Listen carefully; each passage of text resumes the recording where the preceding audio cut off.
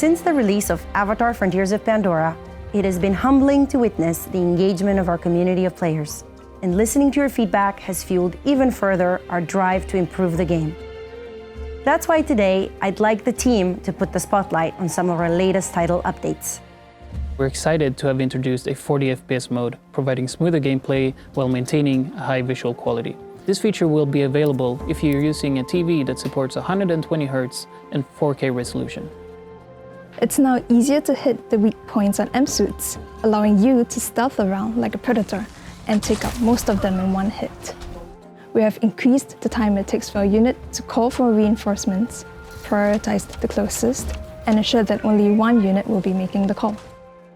We noticed that the low and medium combat difficulty settings were quite challenging for a lot of players. So we made some tweaks to make them more accessible, for example, by lowering the damage dealt by enemies. Not only have we increased the maximum riding speed of the direhorse, but we also made the riding speed be affected depending on what type of material you are riding on. On top of that, players can see animation improvements when riding at various speeds or when using their weapons. In order to make it more convenient to explore upper planes from the back of a direhorse, we made it possible to pick up certain harvestables without dismounting. Using the system interrogation device, or SID for short, is now more intuitive. We have added visual representation of the signal frequency, as well as a prompt feedback on the screen when pressing too hard or too soft. Your Navi senses helps you navigate through the world of Pandora. This has been improved. Harvestable material stats now display all skills and buffs when viewed within the Hunter's Guide and when expecting with your Navi senses. This allows you to plan for the perfect gear.